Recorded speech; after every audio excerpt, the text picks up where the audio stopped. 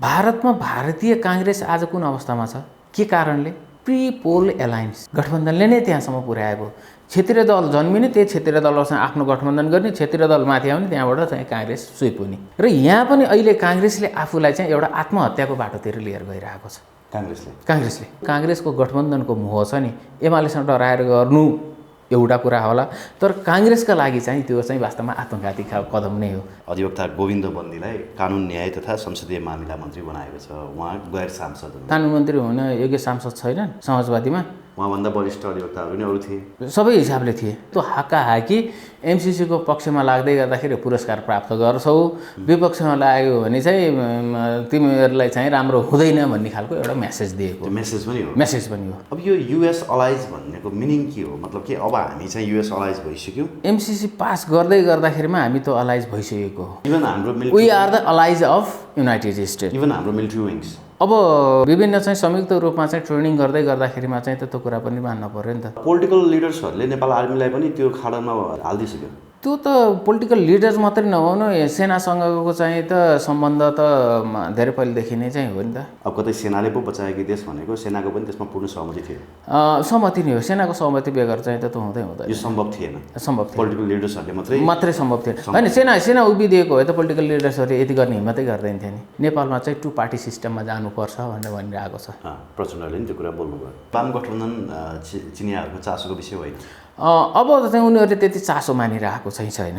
नेपालका कम्युनिस्ट पार्टीहरू कम्युनिस्ट नै होइनन् भन्ने कुरा उसले बुझेको छ। अनि हाम्रो नेपालको पोलिटिकल पार्टिजहरूले चाहिँ आफ्नो निजत्व गुमाए, आफ्नो निर्णय प्रक्रियालाई चाहिँ गुमाइसकेको अवस्था छ। ओलीजी एमालेमा पावरफुल भइरहने, माओवादीमा चाहिँ पुष्पकमल दाहाल पावरफुल भइरहने हो भने उहाँहरू कति बेला पनि मिल्न सक्नुहुन्छ। कति बेलै पनि पावरफुल हुनको लागि उहाँहरूले पावर गेन गर्नको लागि कति बेला पनि उहाँहरू मिल्न सक्नुहुन्छ। तर ओलीजीले कहिलेकाहीँ चाहिँ पश्चिमालाई क्रस गरेर चाहिँ निर्णय गर्दै गर्दाखेरिमा चाहिँ उहाँ चाहिँ ब्याक हुनुपर्ने स्थिति आएको छ र इभन सत्ता पनि गएको छ।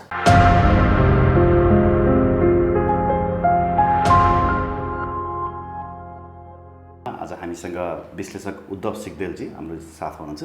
सरलाई हार्दिक स्वागत छ। धन्यवाद, नमस्ते। एमसिसीको आफ्टर म्याथको बारेमा हामी कुराकानी गरौँ होइन। हिजो मात्रै नेपाल सरकारले अधिवक्ता गोविन्द बन्दीलाई कानुन न्याय तथा संसदीय मामिला मन्त्री बनाएको छ। उहाँ गैर सांसद हुनुहुन्छ होइन। उहाँले नै तपाईँको ऋषि धमलाको कार्यक्रम जनता जान्न चाहन्छमा आएर उहाँले भन्नुभएको छ, यो व्याख्यात्मक टिप्पणी अथवा घोषणाको लागि चाहिँ मैले प्रमुख भूमिका खेलेँ, विभिन्न दलहरूलाई मनाउनको लागि भन्नुभएको छ।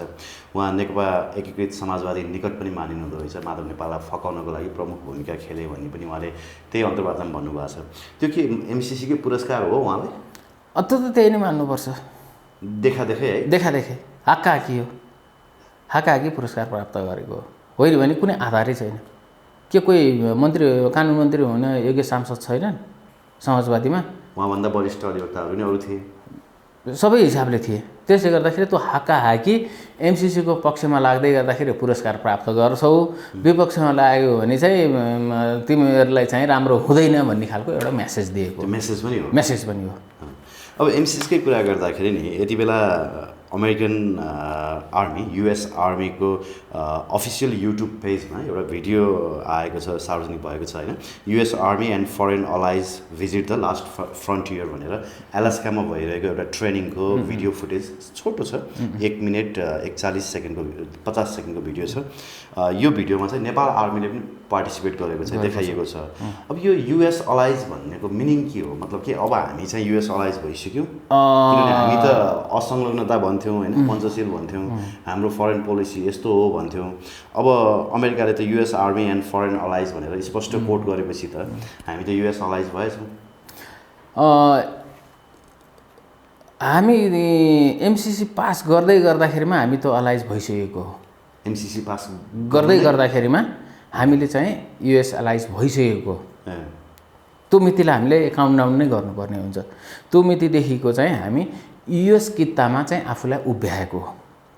त्यसले गर्दाखेरि इभन हाम्रो we are the allies of United State. Even हाम्रो मिलिट्री विङ्स अब विभिन्न चाहिँ संयुक्त रूपमा चाहिँ ट्रेनिङ गर्दै गर्दाखेरिमा चाहिँ त्यो कुरा पनि मान्न पर्यो नि त।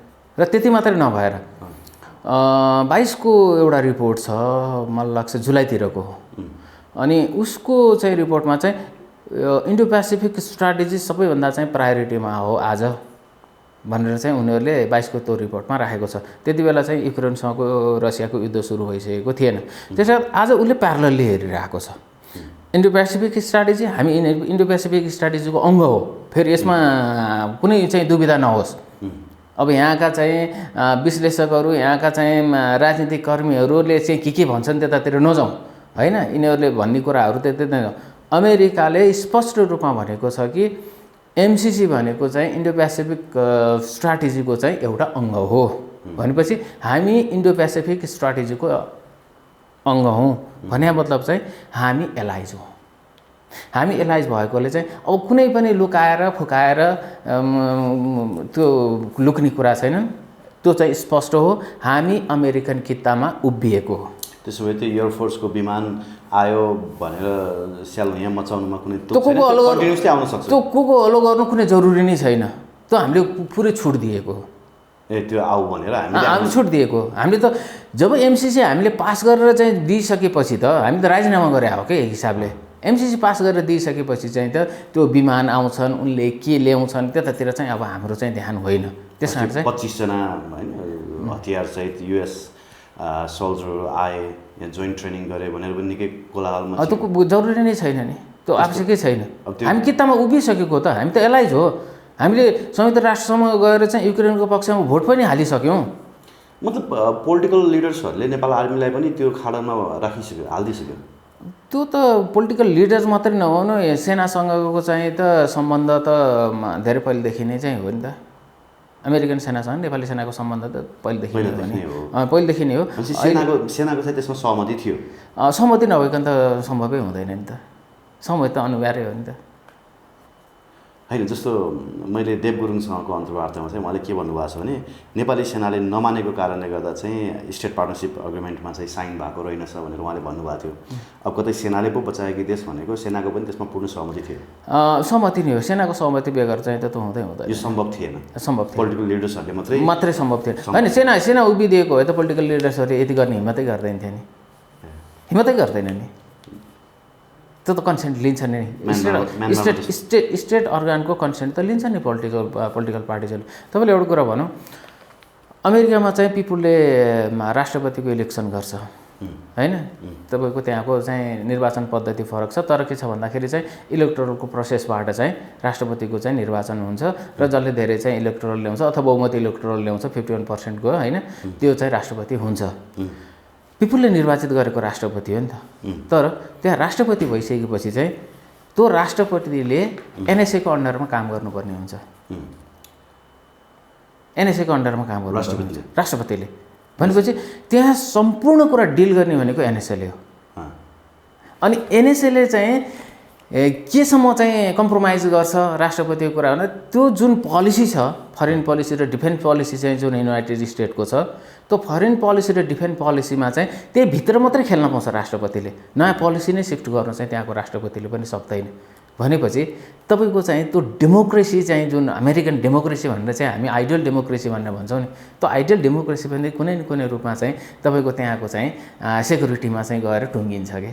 त्यसले गर्दाखेरि चाहिँ हामीले के बुझ्नुपर्छ त भन्दाखेरि चाहिँ कुनै पनि चाहिँ शक्ति राष्ट्र होस् अथवा कमजोर राष्ट्र होस्, त्यहाँको सेनाको भूमिका भनेको सबैभन्दा महत्त्वपूर्ण हुन्छ र सेनालाई क्रस गरेर पोलिटिसियन्सहरू अगाडि जानै सक्दैनन्। त्यसले गर्दाखेरि युनाइटेड स्टेट जस्तो एउटा डेमोक्रेटिक कन्ट्रीमा समेत चाहिँ तपाईँको चाहिँ एनएसएसँग सहकार्य नगरिकन राष्ट्रपति चाहिँ 2 इन्ची पनि अगाडि हिँड्न सक्दैन भने चाहिँ हाम्रो यहाँको पोलिटिकल पार्टिज पनि चाहिँ सेनालाई क्रस गरेर चाहिँ अगाडि एक्लै जाने भन्ने त सम्भवै हुँदैन। त्यसरी सेनाको कन्सेप्ट लिएर मात्रै चाहिँ यी कुराहरू गरिएको हुन्छ। त्यसो योभन्दा अघिको चिफले मान्नु भएको थिएन भनेपछि अहिलेको चिफले चाहिँ त्यसमा स्वीकृति जनाउनु भयो। सायद मान्नु भएको थिएन भनेर त्यो बाहिर चाहिँ आएको यथार्थ जानकारी पनि नहुन सक्छ नि।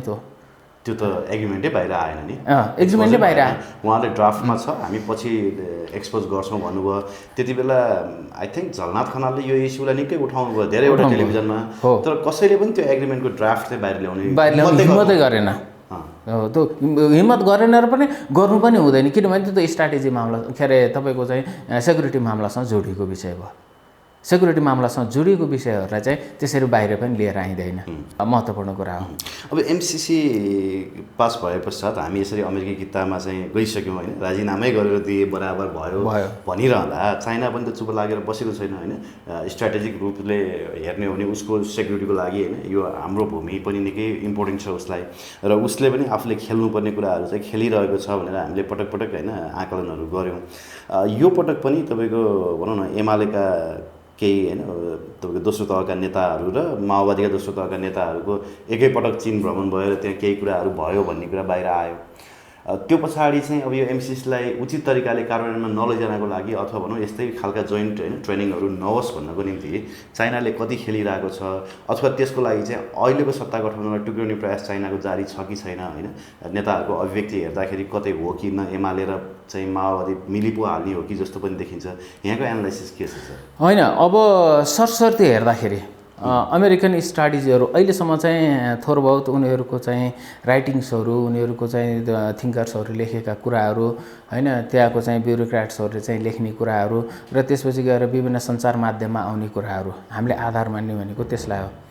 त्यसलाई आधार मान्दै गर्दाखेरिमा के देखिन्छ भन्दाखेरि चाहिँ नेपालमा अमेरिकन लेड पश्चिमा शक्तिहरूले चाहिँ नेपाललाई चाहिँ नेपालको पोलिटिकल पार्टिजहरूलाई, नेपालको गभर्नेन्सलाई, नेपालको चाहिँ सेक्युरिटीलाई, नेपालको चाहिँ ब्युरोक्रेसीलाई, नेपालको चाहिँ न्यायालयलाई सबैलाई कुनै न कुनै रूपमा चाहिँ उसले आफ्नो पकडमा लिएको स्थिति छ। त्यसले गर्दाखेरि जति नै प्रयास गरे पनि चाइनाले पोलिटिकल पार्टिज मार्फत चाहिँ नेपालमा चाहिँ आफ्ना चाहिँ इन्ट्रेस्टहरूलाई चाहिँ स्थापित गर्न सक्दैन। जति भ्रमण गराओस् जेसुकै गराओस् एउटा यथार्थता त्यो हो। किन भन्दाखेरि चाहिँ पहिलो त हामी पश्चिमी कितामा उभिसकेका छौँ। दोस्रो कुरा हाम्रो पोलिटिकल पार्टिजहरू आजदेखि होइन, तपाईँ बाहिर 2046-47 सालपछि नै हाम्रो नेपालका पोलिटिकल पार्टिजहरू चाहे त्यो नेपाली काङ्ग्रेस भनौँ, चाहे कम्युनिस्टहरू भनौँ, चाहे राप्रपा नै इभन किन नभनौँ, यी सबै पश्चिमा किताका चाहिँ पोलिटिकल पार्टिजहरू हुन्। होइन, अब तपाईँको 15 सालमै चाहिँ इलेक्सन लड्नको लागि पैसा पठाइदिएको अमेरिकाले भन्ने कुरा त अहिले गर्छन् मान्छेहरू।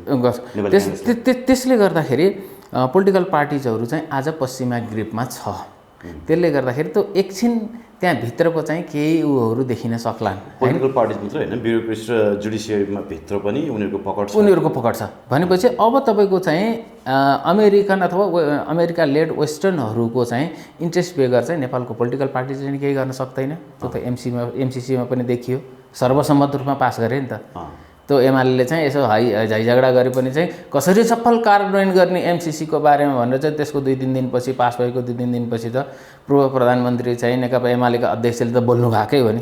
तर सर्वसम्मत रूपमा चाहिँ एमसिसी पास गरिएको। त्यसको अर्थ के हो भने नेपालका पोलिटिकल पार्टिजहरू जति सबै अमेरिकन लिड पश्चिमी कितामा चाहिँ उभिएका छन्। त्यसले गर्दाखेरि चीनले पोलिटिकल पार्टिजबाट खेल्न सक्दैन भन्ने कुरा चाहिँ उसले राम्रोसँग महसुस गरेको छ।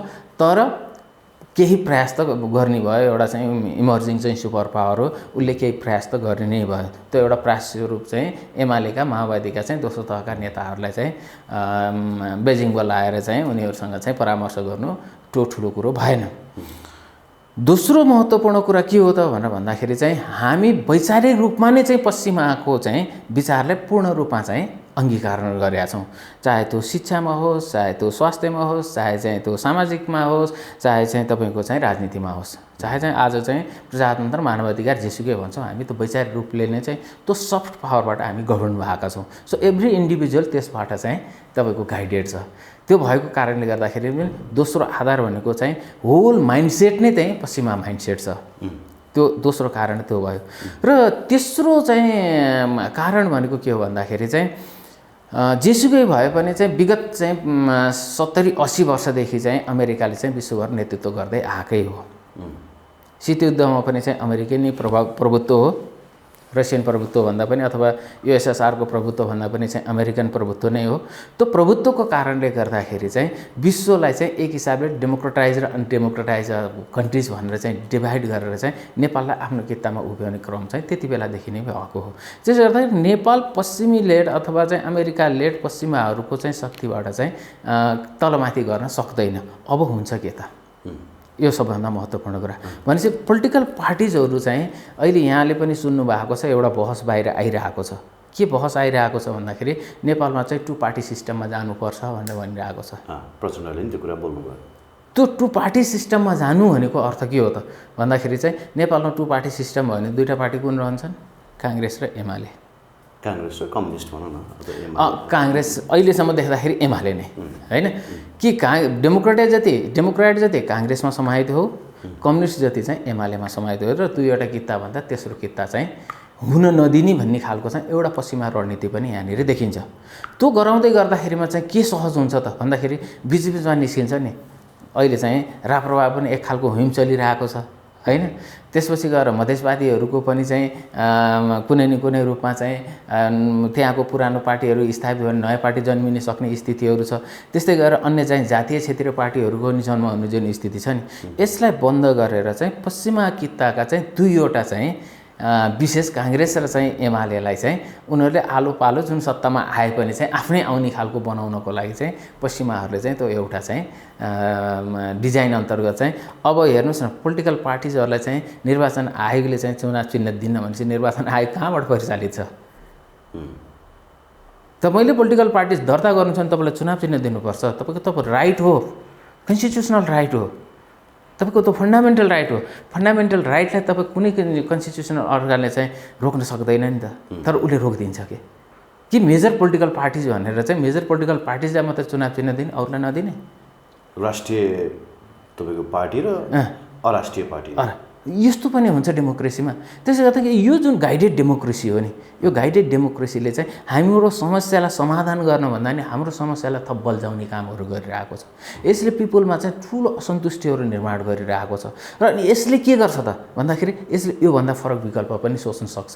सो त्यो फरक विकल्पसँग चाहिँ पश्चिमाहरू कुनै न कुनै रूपमा चाहिँ अलिकति चाहिँ सचेत भएको अवस्था हो। त्यसले गर्दाखेरि चाहिँ टु पोलिटिकल पार्टिजमा लान सकियो भने चाहिँ त त्यसपछि उनीहरूले पनि टु पोलिटिकल पार्टिजबाट नै चाहिँ आफूले चाहिँ नेपालको मामलालाई ह्यान्डल गर्न सकिन्छ भन्ने कुराहरूमा चाहिँ उनीहरू विश्वस्त छन् र त्यो दिशातिर लिएर जान खोजिरहेका छन् र हाम्रो पोलिटिकल पार्टिजहरूले पनि चाहिँ त्यतातिर जाने प्रयत्न गरिरहेको अवस्था छ। तर अहिले यो चाहिँ जुन गठबन्धनहरू भइरहेको छ नि अहिले तालमेल भनिएको छ, भाषा मात्रै फरक हो होइन। काङ्ग्रेस र चाहिँ यो 5 दलीय चाहिँ तालमेल, त्यसपछि गएर एमाले लगायत चाहिँ फेरि अरू कति दलले तालमेल हुन्छ त्यहाँनिर। तालमेल त सबैतिर हुने भयो नि त। त्यो तालमेल हुँदै गर्दाखेरिमा दुई दलीय चाहिँ उनीहरूको जुन सोच र चिन्तन हो त्यो सोच र चिन्तन यहाँ स्थापित हुने देखिँदैन। किनभने गठबन्धन हुने बित्तिकै त माओवादी पनि एक्जिस्टेन्समा हुन्छ, भोलि 1 सिट 2 सिट जित्यो र समानुपातिकमा केही सिट जित्यो भने समाजवादी पार्टी पनि चाहिँ एक्जिस्टेन्समा हुन्छ, राष्ट्रिय प्रजातन्त्र पार्टी पनि एक्जिस्टेन्समा आउँछ भन्दाखेरि दल जति खुम्च्याउँछ भने चाहिँ त्यो दल झन् चाहिँ विस्तारित हुने चाहिँ क्रम हुँदै गरेकोमा चाहिँ अलिकति अमेरिकनहरू फरक ढङ्गबाट नेपालको पोलिटिक्समा चाहिँ प्रवेश गर्न चाहिरहेको छ। त्यो स्ट्राटेजी चाहिँ अझ बाहिर आइसकेको छैन। त्यो पनि सायद चुनाव पछिसम्ममा चाहिँ हामीले त्यो स्ट्राटेजीलाई पनि देख्न सक्छौँ। त्यसो भए वाम गठबन्धन चिनियाहरूको चासोको विषय होइन? अब चाहिँ उनीहरूले त्यति चासो मानिरहेको चाहिँ छैन। किन भन्दाखेरि नेपालका कम्युनिस्ट पार्टीहरू कम्युनिस्ट नै होइनन् भन्ने कुरा उसले बुझेको छ होइन। तर त्यति हुँदै गर्दाखेरिमा चाहिँ त्यो ट्यागको कारणले गर्दाखेरि चाहिँ कहीँ स्पेस रहन सक्छ कि त्यो स्पेस त उसले खोज्ने भयो नि त। तर नेपालमा चिनले चाहेको कोर्स करेक्सन नै हो, नेपालमा भारतले चाहेको कोर्स करेक्सन नै हो। त्यसले गर्दाखेरि आज चाहिँ जुन अमेरिकाको नेपालमा चाहिँ सशक्त चाहिँ जुन प्रवेश छ हैन त्यो सशक्त प्रवेशले गर्दाखेरि चाहिँ दुईवटा छिमेकी चाहिँ झस्किएको अवस्था पक्कै पनि हो। र अहिलेको यो चाहिँ जुन युक्रेन युद्ध छ अहिले विश्वमा आएको चाहिँ जुन शक्ति समीकरणको फेरबदल हो त्यो फेरबदलले विश्व कतातिर जान्छ त्यो थाहा छैन। तर अहिले चाहिँ के हो भन्दाखेरि त्यसको प्रभाव र त्यसका बाछिटाहरू चाहिँ नेपालमा चाहिँ देखिन थालेका हुन् र यो दलीय बीचको चाहिँ जुन टेन्सन्सहरू छ नि त्यो टेन्सन पनि त्यसको चाहिँ एउटा कारणको रूपमा चाहिँ हामीले बुझ्नुपर्ने हुन्छ। किनभने हाम्रो नेपालको पोलिटिकल पार्टिजहरूले चाहिँ आफ्नो निजत्व गुमाए, आफ्नो निर्णय प्रक्रियालाई चाहिँ गुमाइसकेको अवस्था छ। त्यसले गर्दाखेरि चाहिँ कुनै न कुनै शक्ति राष्ट्रले अथवा विशेष अमेरिकाले पश्चिमा राष्ट्रहरूले भनेको कुरालाई चाहिँ क्रस गरेर जान सक्ने स्थिति नै छैन, जुन एकदम हामीले स्पष्ट रूपमा एमसीसीमा पनि देखिसक्यौँ त्यो कुराहरू। त्यसो भए स्थानीय निर्वाचनमा यही गठबन्धन भइरहने र सङ्घीय चुनाव हुँदा अथवा भनौँ सङ्घीय चुनावभन्दा अगाडि चाहिँ पहिलाको जस्तै फेरि वाम गठबन्धन हुन सक्ने सम्भावना कति छ? वाम गठबन्धन अहिले चाहिँ सम्भावनालाई चाहिँ इन्कार नगरिहालौँ। मेरो होइन, चाहिँ अहिले भाषाहरू हेर्दाखेरि हामी एमालेसँग मिल्न सक्छौँ भन्ने कुरा आउँछ, कहिले फेरि ओलीले पनि एक स्टेप पछाडि हट्न म तयार छु भनेर फोन गरे भन्ने कुरा त आम सञ्चार माध्यमले लेखिरहेका छन् होइन। अब त्यसको यथार्थ के होला त्यो उहाँहरू नै जानु न। तर त्यस्तो कुराहरू आइसके पश्चात कतै होइन, अब यहाँ त रातको बिचमा जस्तो पनि सहमतिहरू हुन्छ। वास्तविकता अलिकति फरक छ युवराजी, क्ल्यारिफाई गरिदिनुहोस्। वास्तविकता के हो भन्दाखेरि ओलीजी एमालेमा पावरफुल भइरहने, माओवादीमा चाहिँ पुष्पकमल दाहाल पावरफुल भइरहने हो भने उहाँहरू कति बेला पनि मिल्न सक्नुहुन्छ, कति बेलै पनि पावरफुल हुनको लागि उहाँहरूले पावर गेन गर्नको लागि कति बेला पनि उहाँहरू मिल्न सक्नुहुन्छ। तर एमालेको दोस्रो तह, माओवादीको दोस्रो तह र विशेष गरेर एमालेको दोस्रो तह मिल्ने पक्षमा छैन। ओलीजी आफ्नो पार्टीमा आफूले चाहेअनुसारको निर्णय गर्न सक्ने अवस्थामा हुनुहुन्न अहिले। ओलीको कुरा काट्न सक्ने को छ र सर? कुरा काट्न सक्दैनन्। तर ओलीजीको तपाईँ अलिकति पृष्ठभूमि हेर्नुहोस् र त्यसपछि दोस्रो तहका पृष्ठभूमि हेर्नुहोस्, तपाईँ त्यहीँबाट चाहिँ थाहा हुन्छ। ओलीजी एकातिर हिँड्न खोज्नुहुन्छ, दोस्रो तह अर्कोतिर हिँड्न खोज्छ र त्यही भित्र पनि चाहिँ तपाईँको एक खालको चाहिँ विभाजन छ। अघि त मैले भनिहालेँ, नेपालको पोलिटिकल पार्टिजहरू चाहिँ पश्चिमा लेड चाहिँ अमेरिकन चाहिँ दबदबामा छन्, मैले त्यो भने नि त। तर पात्र विशेषका हिसाबले भन्दै गर्दाखेरिमा चाहिँ ओलीजी व्यक्तिगत रूपमा चाहिँ पुरै पश्चिमा दबदबामा होइन कि त्योभन्दा तल्लो तहको लेयर चाहिँ पश्चिमा दबदबामा हो। तर ओलीजीले कहिलेकाहीँ चाहिँ पश्चिमालाई क्रस गरेर चाहिँ निर्णय गर्दाखेरिमा चाहिँ उहाँ चाहिँ ब्याक हुनुपर्ने स्थिति आएको छ र इभन सत्ता पनि गएको छ। त्यो कुरा त हेमन्त सरले पनि भन्नुभएको छ, सत्ता गएको छ। बालुवाटारमै हुँदा पनि उहाँ पश्चिमाहरूको घेराबन्दीमा हुनुहुन्छ भनेर उहाँले बोल्नु हो। पश्चिमाहरूको घेराबन्दी हो, त्यो घेराबन्दीलाई उहाँले तोड्नै खोज्दै गर्दाखेरिमा चाहिँ पश्चिमाहरूले उहाँलाई सत्ताबाट विस्थापित गरेको स्थिति पनि छ। आई थिङ्क कमल कोइरालाले त ओलीलाई हटाउनमा रकै प्रमुख भूमिका थियो भनेर पनि मलाई लाग्दैन। त्यो उहाँले लेख्नु भएको छ एउटा लामो, अहिले लेख्नु भएको छ होइन। मलाई रको मात्रै भूमिका होइन, पश्चिमाहरूकै भूमिका हो त्यसमा चाहिँ। रले त्यसमा सहयोग गरेको चाहिँ हुनुपर्छ ओलीलाई हटाउनमा चाहिँ। किन भन्दाखेरि एमसिसी पास गर्नुपर्ने थियो, संसद विघटन गरिदिनु भयो। त्यहाँभन्दा ठुलो चाहिँ पश्चिमाहरूको लागि चाहिँ खतराको घन्टी त केही पनि हुन सक्दैन नि त। त्यसले गर्दाखेरि ओलीजीलाई सत्ताबाटै नै विस्थापित गरेर चाहिँ एमसिसी पास भएको छ। यो ओलीजी चाहिँ टोटली पश्चिमा किताको मान्छे होइन। ओली पश्चिमा भन्दा नि उहाँ दक्षिणा किताकै मान्छे हो र कतिपय चाहिँ कुराहरूमा चाहिँ पश्चिम र दक्षिणको दक्षिणलाई अराए त्यसमा उहाँ फस्नुभयो। त्यसले गर्दाखेरि ओलीजी चाहिँ पुरै पावरफुल भनेर चाहिँ जुन भनिएको छ नि एमालेभित्र, होइन। ओलीजी व्यक्तिगत रूपमा उहाँको चाहिँ राजनीतिक दर्शनका हिसाबले ओलीजी चाहिँ कोर्स करेक्सनको पक्षमा हो। ओलीजी पनि। तर त्यहाँको सेकेन्ड लेयर चाहिँ कोर्स करेक्सनको पक्षमा छैन र चीनले पनि त्यो सेकेन्ड लेयरलाई चाहिँ कन्भिन्स गर्न सकिन्छ कि भनेर चाहिँ बेजिङमा भात खान बोलाएको हो। चीन पनि कोर्स करेक्सनको पक्षमा गइसक्यो। भारत पनि कोर्स करेक्सनको पक्षमा छ। तर पश्चिमाहरू, भारत त छ भन्ने कुरा त देखिएकै छ, पश्चिमाहरू यही व्यवस्थालाई चाहिँ अगाडि लिएर जाने र यिनै पोलिटिकल पार्टिजहरूलाई फिल्टर गरेर दुईवटा पोलिटिकल पार्टिजमा चाहिँ सबैलाई चाहिँ जोड्ने र त्यसैबाट नै चाहिँ आफ्ना चाहिँ इन्ट्रेस्टहरू चाहिँ पुरा गर्दै जाने। त्यो भएकोले नेपाल मामलामा चाहिँ इन्डिया र भारत पनि एक ठाउँमा छैन। बरु इन्डिया र चीन चाहिँ एक ठाउँमा आउन सक्ने स्थिति चाहिँ अब निर्माण भइरहेको छ। नेपाल मामलालाई लिएर अमेरिका एक ठाउँमा छैन भन्नु खोज्नु। इन्डिया र अमेरिका एक ठाउँमा पनि छैनन्।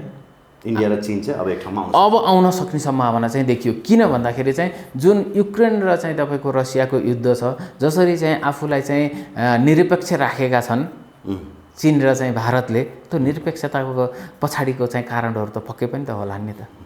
त्यो कारणहरूलाई केलाउँदै जाने हो भने चाहिँ नेपाल मामलामा पनि पक्कै पनि उनीहरूको बिचमा त कुराकानी भइरहेको छ र अब अजित डोभालको चाहिँ चीन भ्रमणसँगै चाहिँ केही कुराहरू बाहिर आउन सक्ने स्थिति पनि पक्कै देखिन्छ।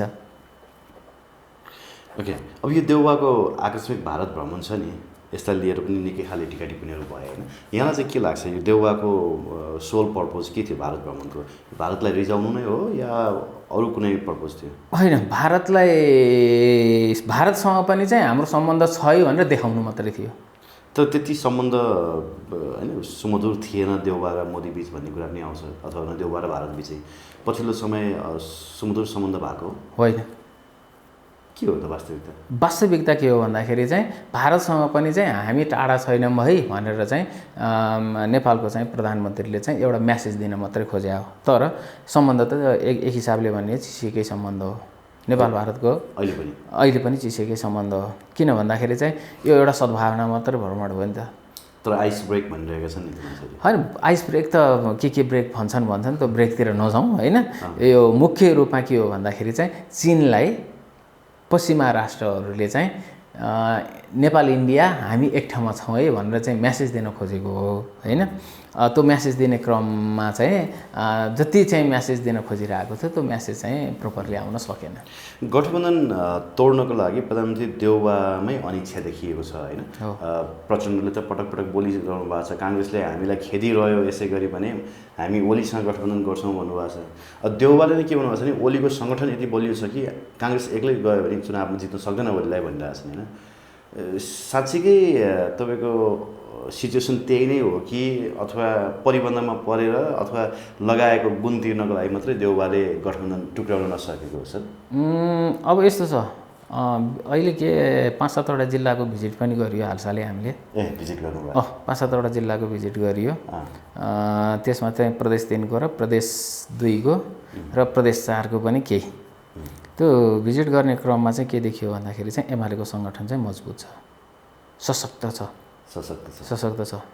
एमाले नेकपामा हुँदै गर्दाखेरिमा चाहिँ जुन उसको छिन्न भिन्न भएको सङ्गठन थियो, एमालेको हिजोको स्थितिमा आफ्नो सङ्गठनलाई पुर्याएको छ। उसका सङ्गठनका स्रोतहरू के हुन् त्यो बारेमा चाहिँ पछि छुट्टै छलफल गरौँला। आजका मितिमा पनि एमाले एक्लै प्रतिस्पर्धा गर्दाखेरिमा पनि चाहिँ सबैमाथि भारी हुने स्थिति पक्कै पनि छ। एक्लै प्रतिस्पर्धा गर्दाखेरि पनि, इभन गठबन्धन हुँदाखेरि पनि। त्यसले गर्दाखेरि चाहिँ शेरबहादुरको जुन बुझाइ हो प्रधानमन्त्रीको, त्यो बुझाइ चाहिँ अन्यथा छैन, त्यो बुझाइ ठिक हो। तर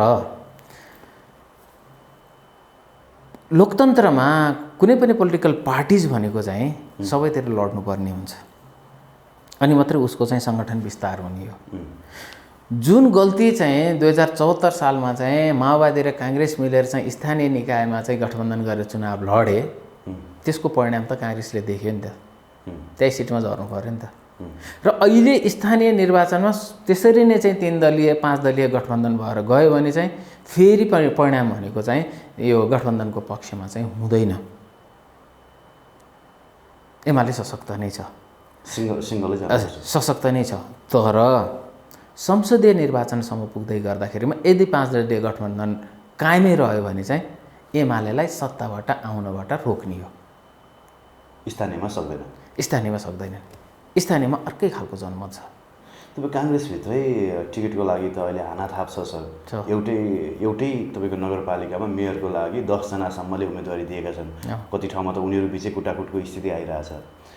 यो अवस्थामा काङ्ग्रेसले आफ्ना उम्मेदवारहरूलाई रोकेर गठबन्धनका अरू उम्मेदवारहरूलाई सपोर्ट गरिदियो भने त उसले आफ्नै कार्यकर्ताको हत्या गरे बराबर भयो नि। कार्यकर्तालाई माथि उठ्नै नदिने भयो, 5 वर्षको लागि त सक्यो नि। होइन, 5 वर्षलाई मात्रै होइन, त्यो पार्टी त पछि त निरन्तर रूपमा चाहिँ खुम्चिँदै जाने हो। भरतपुरमा हेर्नुहोस् न, अब हो खुम्चिँदै जाने हो। तपाईँलाई एउटा म सामान्य चाहिँ इक्जाम्पल दिउँ। भारतमा भारतीय काङ्ग्रेस आज कुन अवस्थामा छ? के कारणले? प्री पोल एलायन्स गठबन्धनले नै त्यहाँसम्म पुर्याएको। क्षेत्रीय दल जन्मिने, त्यही क्षेत्रीय दलसँग आफ्नो गठबन्धन गर्ने, क्षेत्रीय दल माथि आउने, त्यहाँबाट चाहिँ काङ्ग्रेस स्विप हुने। र यहाँ पनि अहिले काङ्ग्रेसले आफूलाई चाहिँ एउटा आत्महत्याको बाटोतिर लिएर गइरहेको छ। काङ्ग्रेसले यो लङ टर्ममा काङ्ग्रेसलाई चाहिँ विघटनको तर्फ लिएर जानु हो यो गठबन्धन गर्नु भनेको चाहिँ।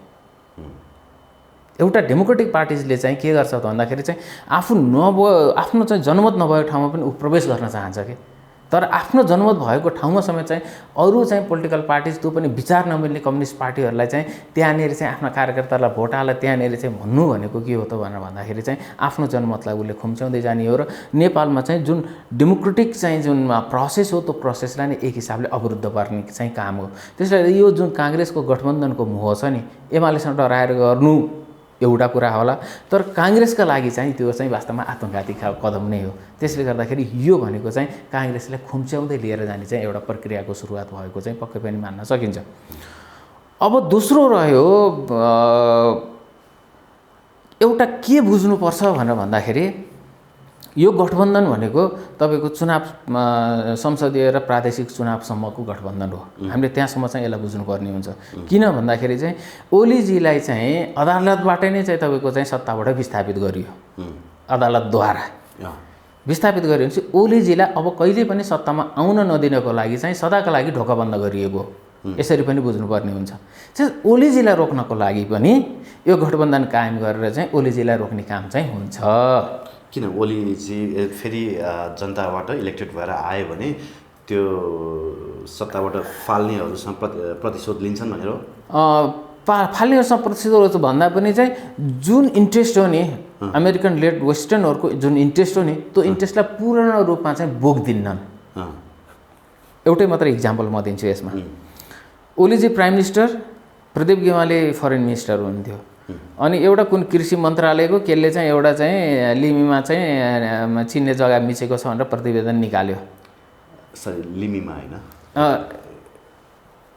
यो गोर्खा होइन, गोर्खाको पनि हो, उसको पनि हो, तपाईँको यो के अरे हुम्लाको पनि। हुम्लाको पछि आयो त्यो कृषि मन्त्रालयको भने चाहिँ भने मतलब अब जे होस् आयो, बाहिर आयो होइन।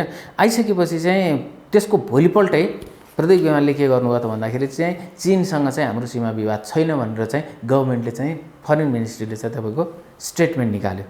त्यो स्टेटमेन्ट निकाल्दै गर्दाखेरिमा चाहिँ त्यो दिन नै अमेरिकनहरू, पश्चिमाका चाहिँ मानिसहरू कोही पनि चाहिँ त्यो सरकारसँग चाहिँ खुसी थिएन कि नेपाल र चीनको बिचमा चाहिँ सीमा विवाद छ भनेर चाहिँ परराष्ट्र मन्त्रालयले भन्नुपर्छ भन्ने मान्यता थियो। त्यो भने के भन्दाखेरि ओलीजीले वेस्टर्नहरूलाई सर्भ गर्न सक्नु भएन त्यहाँनिर। त्यति बेला त चीनसँग सीमा विवाद छैन भन्ने बित्तिकै चाहिँ चीनलाई चाहिँ एउटा सहजताको स्थितिमा पुग्यो नि त्यसले। त्यसले गर्दाखेरि चाहिँ ओलीजी कतै चाहिँ चीनको चाहिँ कितामा त छैन भन्ने पश्चिमाहरूले आशंका गरे। ओलीजीलाई फाल्ने क्रम चाहिँ त्यहाँबाट नै सुरु भएको हो। त्यसपछि कम्युनिस्ट पार्टीमा चाहिँ जो झगडा गर्ने, त्यसपछि त्यो मिलाउने, त्यो सबै पश्चिमाहरूले चाहिँ गराएको हो र अन्ततोगत्व अदालतबाट चाहिँ ओलीजीलाई चाहिँ फाल्यो।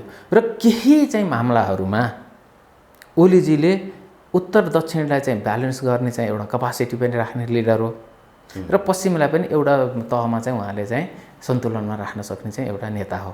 त्यो भएको कारणले चाहिँ त्यसरी सन्तुलनमा राख्ने चाहिँ नेतालाई चाहिँ नेपालमा काम छैन भनेर चाहिँ उनलाई चाहिँ रोक्नको लागि चाहिँ यी सबै प्रयत्नहरू चाहिँ भइरहेका हुन् र भोलिका दिनमा चाहिँ यो गठबन्धन भनौँ, जेसुकै भनौँ होइन, यो भनेको चाहिँ ओलीजीलाई रोक्ने बाहेक अरू विकल्पको रूपमा चाहिँ यसलाई बुझ्नु आवश्यक छैन। तर यसले नेपाली काङ्ग्रेसलाई निकै ठुलो घाटातिर चाहिँ लिएर जाँदैछ। ओके सर, अब अलिकति जाँदा जाँदै रसिया युक्रेन वारको बारेमा पनि थोरै अपडेट यहाँसँग गरौँ, किनभने हामीले अघिल्लो धेरै सिरिजहरूमा यो विषयमा कुराकानी गऱ्यौँ होइन।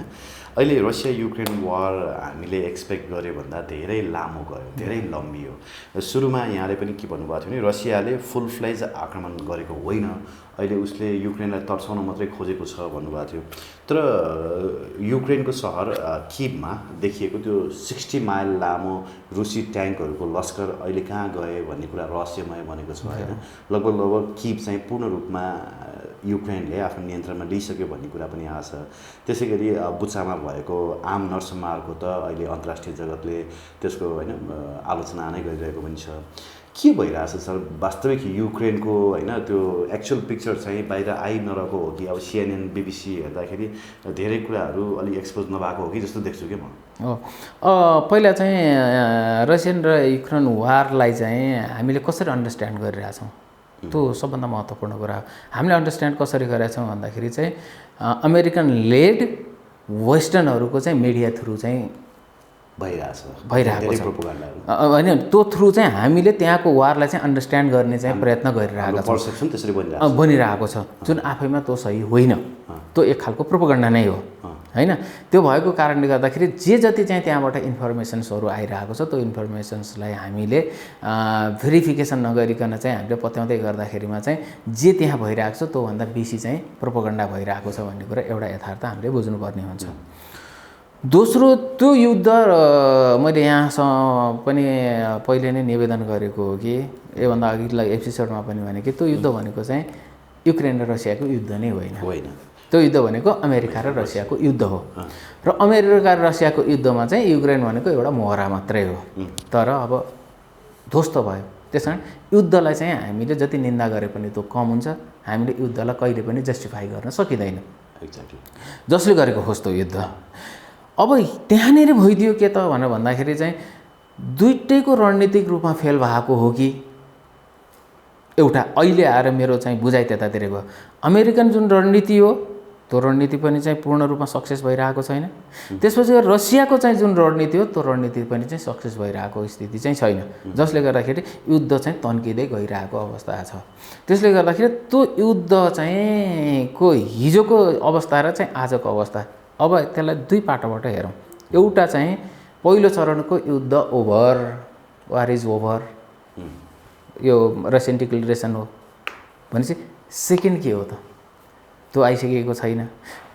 यसो बाहिरबाट हेर्दाखेरि चाहिँ सेकेन्डमा चाहिँ उसले जुन दुईवटा राष्ट्र त्यहाँनिर स्वतन्त्र बनायो त्यहीँनिर आफूलाई फोकस गरेको छ। अहिले आफूलाई त्यहाँनिर फोकस गरेको छ भनेपछि रसियनले के गर्यो भन्दाखेरि युक्रेन सग्लो रहँदैन, युक्रेन चाहिँ विभाजित हुन्छ। पश्चिमी युक्रेन किभ होइन, यो चाहिँ जुन छ त्यो युक्रेन नै हुन्छ भने पूर्वको चाहिँ लुहान्स्क र डोनेस्क चाहिँ यो तपाईँको चाहिँ छुट्टै राष्ट्र हुन्छन् र यो क्रिमिया चाहिँ स्वतन्त्र राष्ट्र त 14 देखि नै आफूभित्र चाहिँ छिराएको भइ नै हाल्यो। र अब गएर चाहिँ रसियाले राखेको शर्त पनि के हो त भन्दाखेरि दुईटा मात्रै हो। युक्रेन टुक्रिनु पर्यो, स्वतन्त्र राष्ट्र हुनु पर्यो र त्यसपछि गएर चाहिँ युक्रेन नाटोमा जानु भएन। र त्यो क्रममा चाहिँ अमेरिकनहरूले के गरिरहेछ त भन्दाखेरि चाहिँ हुँदैन। जसरी हुन्छ स्याङ्सन गरेर हुन्छ कि के गरेर हुन्छ, रसियनलाई चाहिँ गलाएर चाहिँ रुसी राष्ट्रपति चाहिँ भ्लादिमिर पुतिनलाई चाहिँ युद्ध अपराधी घोषणा नै गर्नुपर्छ भनेर चाहिँ ऊ जबरजस्ती लागिरहेको अवस्था छ। जसले गर्दाखेरि विश्वलाई चाहिँ पोलराइज गरिरहेको छ। इन्डिया चाहिँ आफूसँग उभिन्छ होला भन्ने अमेरिकालाई लागेको थियो। इन्डिया चाहिँ न्युट्रल बस्दिँदै गर्दाखेरिमा चाहिँ अमेरिकनहरूलाई थप दबाब परेको छ। र भोलि यस्तो नभइजाओस्, विश्व ध्रुवीकरण हुने क्रममा चाहिँ रसिया, चीन र इन्डिया एक ठाउँमा बस्यो भने त अमेरिकाको त केही पनि लाग्दैन नि त्यो दिन त, केही पनि लाग्दैन, केही पनि लाग्दैन। बुचाको जुन केस छ नि होइन, एकदमै अमानवीय तरिकाले त्यहाँ चाहिँ व्यवहार गरियो होइन, युद्ध अपराध धेरै भयो भन्ने कुरा चाहिँ त्यो म्यानिपुलेटेड हो त्यो न्युज।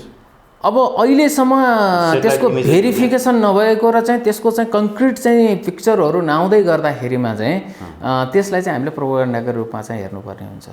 किनभने रुसले चाहिँ त्यसलाई डिनाइ गरेको छ। रुसले त पुरै डिनाइ गरिसक्यो। त्यसकै आधारमा चाहिँ अमेरिकाले पुटिनलाई युद्ध अपराधी घोषणा गर्न खोजिरहेको छ, जुन कुरा चाहिँ त्यो सम्भव छैन, जुन कुरा सम्भव छैन होइन। किन भन्दाखेरि चाहिँ तपाईँको त्यसको कुनै त्यस्तो खालका इभिडेन्सेसहरू आएका छैनन् होइन। अब एउटा प्रश्न नि, पुटिन किन मतलब हार्दै गइरहेका छन्? पुटिनको होइन डिप्लोमेसी अथवा उनको रणनीति कहाँनिर चाहिँ असफल भइरहेछ? होइन, उनको रणनीति चाहिँ के भन्दा उनले धेरै लामो सोचे भने के भन्दाखेरि चाहिँ एउटै अभिव्यक्तिबाट चाहिँ हामीले सफिसियन्टली उनलाई बुझ्न सक्छौँ। त्यो के हो भन्दाखेरि चाहिँ रसिया बेगरको विश्व परिकल्पना गर्न सकिँदैन। त्यसको अर्थ के हो? तिमी रसियालाई सिद्ध्याउन लाने, रसियाले कसैलाई पनि बाँकी राख्दैन भनेको अर्थ के हो त भन्दाखेरि चाहिँ उनी परमाणु युद्धको सम्म चाहिँ आफूलाई मनस्थिति बनाएर युद्धमा हुमिए। जुन फर्स्ट स्टेजको चाहिँ युद्धको चाहिँ जुन स्ट्राटेजी हो नि त्यो स्ट्राटेजी चाहिँ उनको कारगर भएन। नभइसकेपछि चाहिँ सेकेन्ड स्टेजको स्ट्राटेजी के भन्ने कुराहरूमा चाहिँ त लङ टर्म स्ट्राटेजीले त त्यहाँनिर काम गर्दैन। नगर्दै गर्दाखेरि उनी अलिकति चाहिँ ब्याक हुनुको पछाडिको कारण चाहिँ त्यो हो। तर युद्ध रणनीति भनेको धेरै फरक हुन्छ। यो चाहिँ के हो भन्दाखेरि प्रिपेयर्ड वार हो। अमेरिकाले पनि युक्रेनलाई चाहिँ उकासेर नै चाहिँ त्यहाँसम्म पुर्याएको हो र रसियालाई चाहिँ बाध्य बनाएकै हो। बाध्य बनाउँदै गर्दाखेरि अमेरिकाले चाहिँ के कुरा चाहिँ उसले बुझेन। अब दुवैतिरको बुझाएको कमी। अमेरिकाले के कुरा बुझेन त भन्दाखेरि चाहिँ हिजोको चाहिँ सोभियत युनियन चाहिँ आजको रसिया होइन, रसिया चाहिँ फरक ढङ्गबाट आएको छ भन्ने कुराहरू बुझेनन्। र हिजोको सोभियत युनियनलाई चाहिँ ब्याकिङ गर्ने चाहिँ देशहरू र चाहिँ आजको सोभियत युनियनलाई ब्याकिङ गर्ने देशहरू भनेको फरक छ। हिजो जस्तो सोभियत युनियनलाई चाहिँ इन्डियाले सपोर्ट गर्थ्यो नि त, चीन त अमेरिकन कितामा थियो नि त। तर आज ठिक त्यसको चाहिँ उल्टो चाहिँ परिस्थिति छ। उस्तै परि चीन र इन्डिया चाहिँ एक ठाउँमा बसेर चाहिँ तपाईँले चाहिँ रसियनलाई ब्याकिङ गर्ने स्थितिमा पुगेको छ। यो जुन चाहिँ रणनीति हो, त्यो रणनीतिमा चाहिँ अमेरिकनहरू फेल भए, जसले गर्दाखेरि अब युद्ध कता जान्छ भन्ने कुराहरूमा चाहिँ सायद एउटा नेगोसिएसनको चाहिँ स्थितिमा पुग्छ होला। किन भन्दाखेरि चाहिँ यो अमेरिकन ब्याक हुने स्थिति चाहिँ देखिएको छ। अमेरिका ब्याक हुने स्थिति देखिएको छ। किन भन्दाखेरि उसको एलाइजहरू चाहिँ घट्दै जाने स्थिति आयो। किनभने ल्याटिन अमेरिकामा, अफ्रिकामा, त्यसपछि गएर इन्डिया, चीन र एसियामै हेर्दाखेरि पनि जापानले पनि त तपाईँको चाहिँ अमेरिकालाई सहयोग गरिरहेको छैन नि त यो रसिया र युक्रेन युद्धमा। किन भन्दाखेरि अमेरिकाले त जापानलाई स्याङ्सन गर भने हो नि त रसियालाई, तर गरेन नि त जापानले। किन भन्दाखेरि चाहिँ अब अमेरिकनहरूसँग चाहिँ तपाईँको युरोपियनहरू पनि कुनै न कुनै रूपमा चाहिँ निराश भइसकेका छन्। भने बाँकी शेष विश्व पनि निराश हुँदै गर्दाखेरिमा चाहिँ अमेरिकन स्ट्राटेजी चाहिँ फेल भइरहेको छ। प्रोपोगन्डामा चाहिँ रसियन स्ट्राटेजी फेल भएको भनिएको छ, तर रसियन भन्दा पनि अमेरिकन स्ट्राटेजी चाहिँ फेल भएको पक्कै पनि हो। जस्तो इन्डियालाई पनि स्याङ्सन गर्नको लागि बाध्य बनाउन खोजेको थियो अमेरिकाले, तर इन्डियाले त झन् रसियासँग तेल किनेर चाहिँ रसियालाई सपोर्ट गरिदियो। त्यस पछाडि इन्डियालाई थ्रेट गरिरहेको छैन अमेरिकाले? इन्डियाले त व्यापक रूपमा थ्रेट गरिरहेको छ नि त।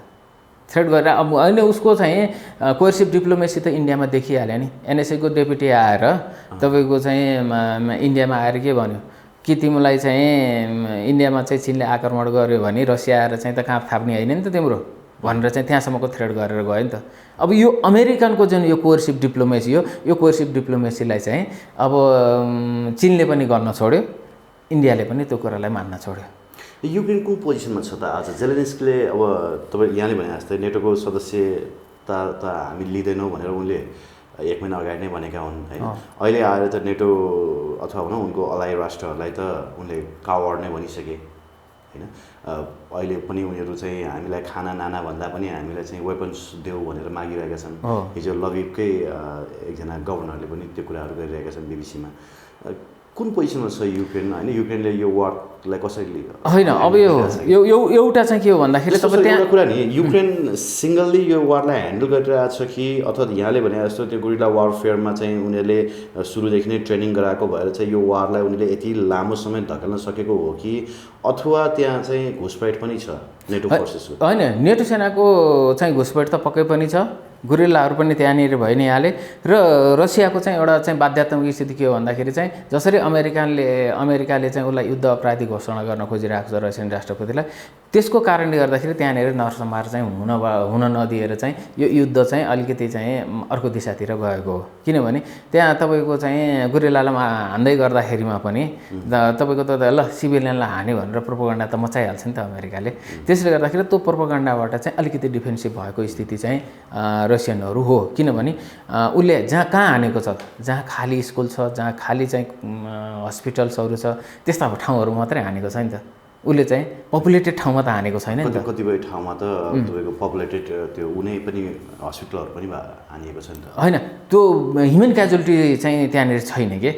यदि ह्युमन क्याजुअलिटी हुन्थ्यो भने अमेरिकाले छोड्थ्यो अहिलेसम्म भने। ह्युमन क्याजुअलिटी त धेरै भएको छ अहिले 5,000 प्लसको ह्युमन क्याजुअलिटी हो यत्रो वारमा, त्यो त धेरै थोरै हो नि। जस्तो अर्को कुरा नि, अब पुटिन र रुसी सेना बिचमै चाहिँ अहिले समन्वय कता कता भड्किएको हो कि अथवा डिफेन्स मिनिस्टरको कुरा पनि, रक्षा मन्त्रीको कुरा पनि आइरहेछ, रक्षा मन्त्री र पुटिनकै पनि समस्या भयो भन्ने कुराहरू अब वेस्टर्न होइन मिडियाले भनिरहेको छ। के हो वास्तविकता होइन? सोल्जर्सहरू त्यस्तो हुँदैन। जसरी वेस्टर्न मिडियाले चाहिँ त्यो त एउटा प्रोपोगन्डा गर्ने नि हो नि, त्यो प्रोपोगन्डा अनुसारको वेस्टर्न मिडियाको प्रोपोगन्डा अनुसारको त्यहाँ हुँदैन।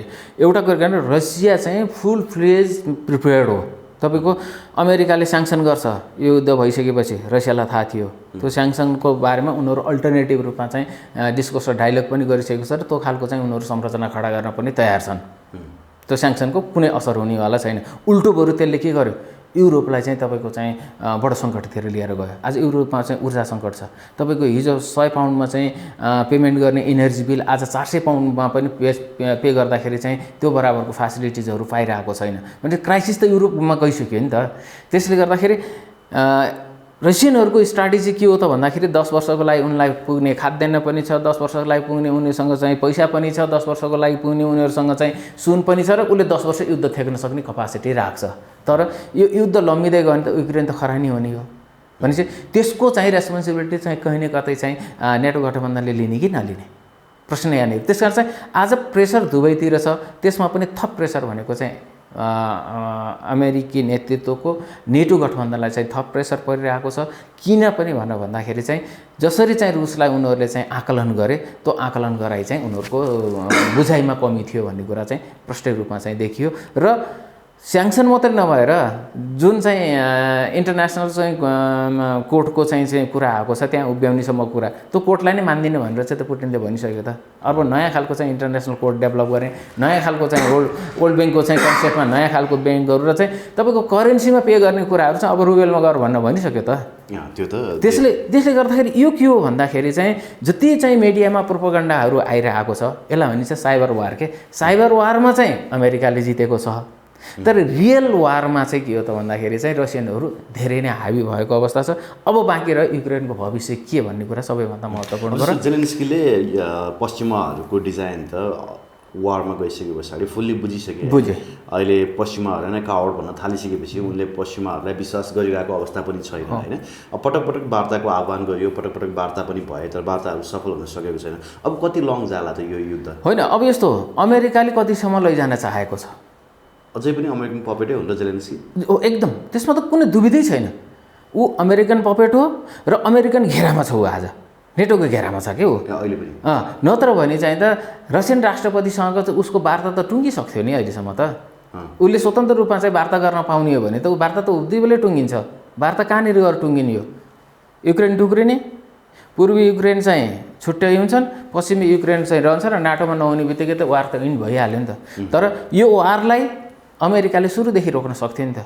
वारको स्थितिसम्म पुर्यायो र अझ अमेरिकाले कहाँसम्म जान खोजिरहेको छ र त्यहाँबाट नधपिन्जेल, अमेरिका त्यहाँबाट नखेदिन्जेल यो वारलाई चाहिँ उसले कन्टिन्यू लैजान्छ। मोहरा जेलेन्स्की हुन्छन् र जेलेन्स्कीले चाहिँ नाटो गठबन्धन अथवा अमेरिकालाई क्रस गरेर चाहिँ तपाईँ रसियासँग चाहिँ डायलग गयो भने त त्यसपछि जेलेन्स्की त रहँदैनन् नि।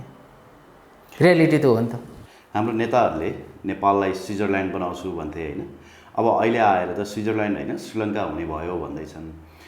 देशको आर्थिक अवस्था निकै तल गइसक्यो, खस्किसक्यो भन्छन् होइन। हामी फाइनेन्सियली चाहिँ एकदमै क्रिटिकल पोजिसनमा छौँ भन्ने कुरा चाहिँ विभिन्न सञ्चार माध्यमहरूले उल्लेख गरिरहेका छन् होइन। कस्तो छ हाम्रो अवस्था अहिले फाइनेन्सियली? फाइनेन्सियली नेपालको अवस्था ठिक छैन। ठिक छैन। हामी सङ्कट उन्मुख नै हौ। त्यो ठिक किन छैन भन्दाखेरि सङ्कटमा हामी पुग्छौँ कि पुग्दैनौँ अबको स्टेप्सहरूले निर्धारण गर्छ। ठिक छैन भनेको अर्थ के हो त भन्दाखेरि चाहिँ हाम्रो आयात अत्याधिक, निर्यात नभएको, व्यापार घाटा चुलिएको र त्यसपछि गएर तपाईँको सञ्चितीकरण हाम्रो 6 महिनालाई पुग्ने चाहिँ हाम्रो सञ्चितीकरण चाहिँ छ। अब नेपाललाई चाहिँ मूल रूपमा चाहिँ आर्थिक रूपमा 3वटा क्षेत्रले चाहिँ जिडिपीमा कन्ट्रिब्युसन गरेको हुन्छ। एउटा कृषि नै भयो, झन्डै 1/3 जति चाहिँ जिडिपीमा कन्ट्रिब्युसन गर्ने कृषिले हो र झन्डै 1/3 अथवा कहिलेकाहीँ 1/4 यो चाहिँ स्टेबल छैन, कहिले माथि कहिले तल हुने गर्छ, रेमिटेन्स। र अर्को भनेको चाहिँ सेवा र त्यसपछि गएर हाम्रो यो पर्यटन। यतिले चाहिँ हाम्रो जिडिपीमा कन्ट्रिब्युसन गर्ने हो। र यो जिडिपीमा कन्ट्रिब्युसन गर्दाखेरिमा कृषिको त जहाँको चाहिँ त्यसको कन्ट्रिब्युसन त एज इट इज रहन्छ नै। त्यसले गर्दाखेरि पुरै ध्वस्तै भएर जान्छ भन्ने स्थिति होइन। र त्यसपछि गएर हाम्रो सञ्चितीकरण र विशेष गरेर चाहिँ फरेन एक्सचेन्जमा कन्ट्रिब्युसन गर्ने भनेको चाहिँ तपाईँको रेमिटेन्सले हो। अनि त्यो रेमिटेन्सले गर्दाखेरि चाहिँ हामी श्रीलङ्काको स्थितिमा पुग्दैनौँ। किन भन्दाखेरि चाहिँ झन्डै 1/3% चाहिँ हाम्रो रेमिटेन्सबाट आउँदै गर्दाखेरिमा त्यसले हाम्रो सञ्चितीकरणलाई त्यसले विशेष गरेर चाहिँ ब्यालेन्स अफ पेमेन्ट त्यसपछि गएर तपाईँको चाहिँ यो डलर होइन त्यसको लागि चाहिँ हामी कहाँ त्यति धेरै समस्या हुँदैन। यो विशेष गरेर रेमिटेन्सको कारणले हाम्रा युवाहरू जो 42 डिग्रीमा चाहिँ गएर श्रम गरेका छन्, त्यो श्रम गरेर चाहिँ यो देश धान दिइरहेका छन्, आर्थिक रूपमा पनि भनौँ सबै हिसाबले। त्यसले गर्दाखेरि जुन श्रीलङ्काको स्थिति हो त्यो स्थितिमा चाहिँ पुग्दैन एउटा स्थिति त्यसले देखाउँछ। तर बढ्दो व्यापार घाटा र त्यसपछि गएर चाहिँ हाम्रो यो अत्याधिक मात्रामा चाहिँ हामीले लिएको चाहिँ अनुदान र जुन लोन छ, ऋण छ, त्यो ऋणले गर्दाखेरि चाहिँ हामी ठिक ठाउँमा छैनौँ भनेर चाहिँ मैले भन्न खोजेको त्यहाँनिर। अनुदानले त त्यति समस्या नपार्ला हैन त, ऋणले त समस्या पार्छ। किनभने श्रीलङ्काको एउटा कारण चाहिँ ऋण पनि हो हैन। त्यो ऋण चाहिँ फेरि चाइनिज ऋण भनेर जुन प्रोपोगन्डा गरिएको छ त्यो प्रोपोगन्डा अनुसारको होइन। चाइनिज ऋण मात्र होइन, विशेष गरेर पश्चिमाहरूकै वर्ल्ड ब्याङ्क IMFकै ऋण हो क्या त्यो भने चाहिँ। झन्डै झन्डै तपाईँको चाहिँ टोटल ऋणलाई 100% मानियो भने चाहिँ 50% भन्दा बेसी ऋण त पश्चिमाहरूकै हो, वर्ल्ड ब्याङ्क IMFकै हो। चीनको ऋण त कति हो, 11-12% कति होला, मुस्किलले त्यही नै होला। भनेपछि चीनको ऋण चाहिँ ठुलो होइन र प्रोपोगन्डा त्यो गरिएको चाहिँ चीनले देश ट्यापमा पार्यो भन्ने खालको प्रोपोगन्डा चाहिँ पश्चिमी मिडियाहरू लगायत चाहिँ तिनीहरूको इन्फ्लुएन्समा चाहिँ नेपाली मिडिया सबैले चाहिँ त्यो भन्न खोजिएको, त्यो यथार्थता त्यो होइन। त्यसले गर्दाखेरि त्यहाँ पनि समस्या केले उब्जियो, किनभने अब रेलिभेन्सीमा हामी आउनुपर्छ कि त्यहाँ समस्या उब्जिएको केले भन्दाखेरि चाहिँ ऋण लियो, जुन प्रयोजनका लागि ऋण लिएको त्यो प्रयोजनमा खर्च भएन। त्यो ऋण चाहिँ तपाईँको हेऱ्यो भने अरू नै प्रयोजनमा चाहिँ खर्च गरियो, जसले गर्दाखेरि चाहिँ त त्यसको ब्याज त तिर्नु पर्यो। जस्तो एउटा इक्जाम्पल छ नि, अस्ति हामीले ऋण लिएर बनाएको पोखरा अन्तर्राष्ट्रिय विमानस्थलको साँचो चाहिँ चिनिया विदेश मन्त्रीले हस्तान्तरण गर्नुभएको थियो। अब ऋण लिएर बनाएको कुराको साँचो हस्तान्तरण किन गर्नु पर्यो भनेर पनि आलोचना भयो होइन। त्यो विमानस्थल 21 अर्ब रुपियाँ खर्चमा बनाइएको भनियो होइन, जबकि त्यस्तै अर्को विमानस्थल भैरवा विमानस्थल चाहिँ 7 अर्बमा कम्प्लिट भयो होइन। यो विषयमा सायद हामीले कुरा पनि गऱ्यौँ होला। अब त्यहाँ जुन 21 अर्ब आयो त्यो चाहिँ उचित ठाउँमा प्रयोग भएन, एउटा कुरा त्यो भयो।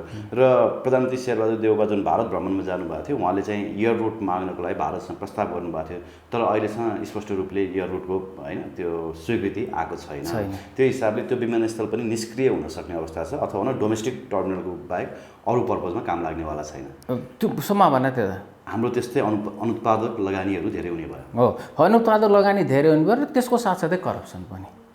दुईवटा कुरा, हाम्रो अनुत्पादक क्षेत्रमा लगानी जस्तो अहिले सरस्वती हेरौँ न, विगत चाहिँ तपाईँको 3-4 वर्षको डेभलपमेन्ट मोडल हेरौँ न, त्यो डेभलपमेन्ट मोडल हेर्दाखेरि हामी अनुत्पादक क्षेत्रमा चाहिँ बढी आकर्षित भइरहेका छौँ, अथवा हाम्रो लिडरसिप चाहिँ त्यतातिर आकर्षित भइरहेको छ। भ्यू टावर कति? भ्यू टावर ल हेर्नुहोस् त, भ्यू टावरको कुनै अर्थ छ? 500 भन्दा बेसी, कोही त अर्बभन्दा बेसीका लगानी, अरू होइन 2 अर्ब 3 अर्बका चाहिँ छन् नि भ्यू टावर।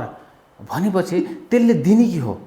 त्यो भने चाहिँ तपाईँको के हो त भन्दाखेरि चाहिँ यो डेभलपमेन्टमा चाहिँ क्ल्यारिटी नहुँदै गर्दाखेरिमा चाहिँ हामी भड्केर कतातिर गइरहेका छौँ। हामीले नेपाललाई त्यस्तो के भ्यू बनाएको छौँ र भ्यू टावरहरू चाहिँ चाहिएको हो।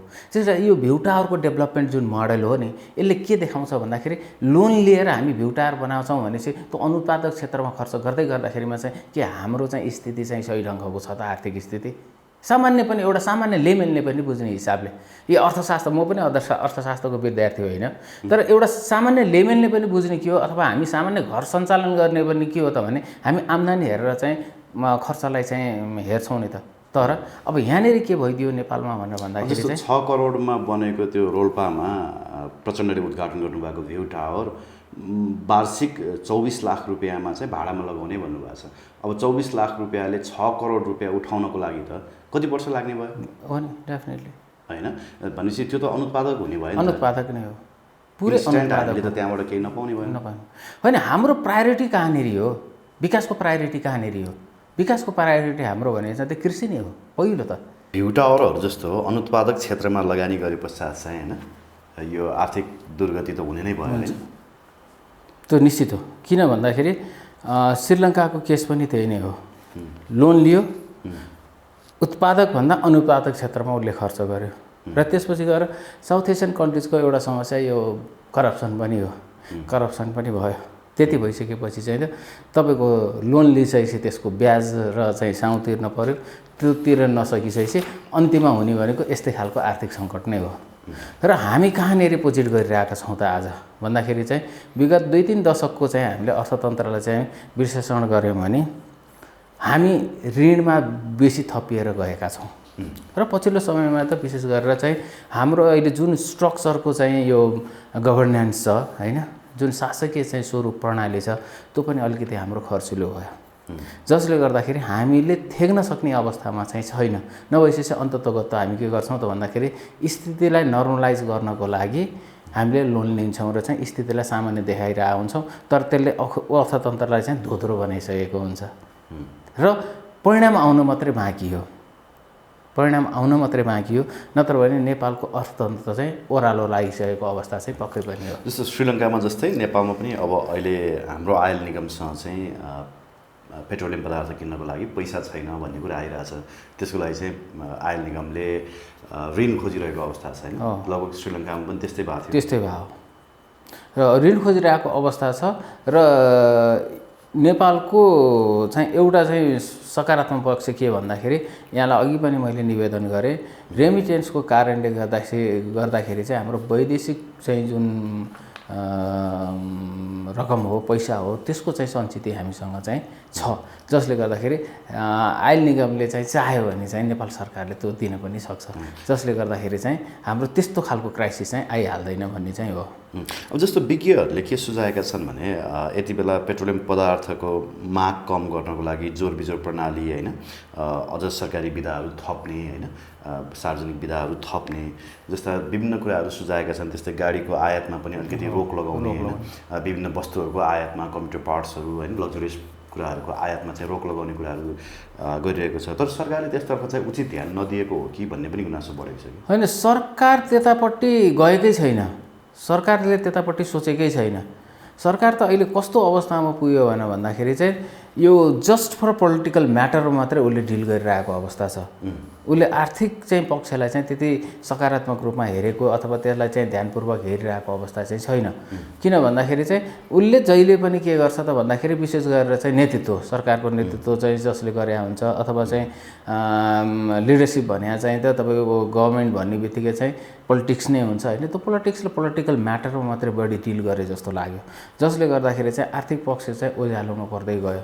त्यो ओझेलमा पर्दै जाँदाखेरि चाहिँ त्यसले चाहिँ के खालका परिणामहरू लिएर आउँछ भन्ने कुरामा चाहिँ पोलिटिसियन्सहरू त्यति गम्भीर भएनन्।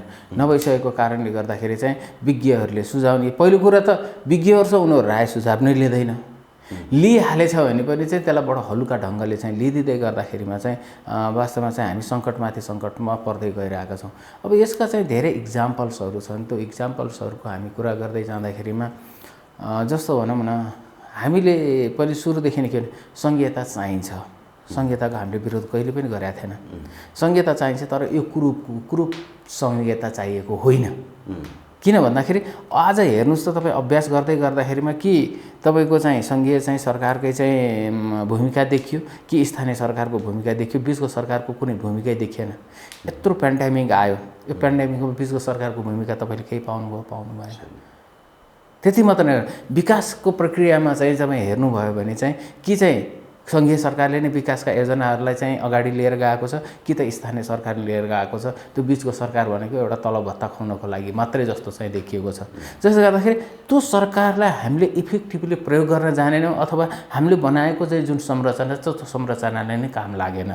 त्यसले गर्दाखेरि यहाँनिर विज्ञहरूले पनि के सुझाइरह्यो भन्दाखेरि कि त्यो बिचको सरकारलाई इफेक्टिभली चलाऊ, कि भने त्यो सरकारलाई खारेज गरेर दुईवटा सरकार भएपछि हामीलाई पुग्छ, एउटा युनियन अर्को चाहिँ स्थानीय भन्ने खालको चाहिँ यो सुझावहरू त विज्ञहरूले दिइरहेको छ नि। तर पोलिटिकल पार्टिजहरू चाहिँ के छ भने त्यसमा डराइरहेको छ, जसले गर्दाखेरि चाहिँ हामी अनुत्पादक क्षेत्र भनेको त बिचको सरकार पनि अनुत्पाद भयो क्या आजको मितिमा, त्यसले डेलिभर नै गर्न सकेको छैन। स्थानीय सरकारको कुरा गर्दा पनि प्रत्येक पालिकाका प्रमुखहरूले गाडी किनेका छन्, उपप्रमुखहरूले गाडी किनेका छन्, वडाका प्रत्येक वडाका वडा अध्यक्षहरूले बाइक किनेका छन् होइन। यो उत्पादक कुरो हो र होइन? यो त के हो भन्दाखेरि संरचनागत रूपमै नै चाहिँ त्यो समस्या हो।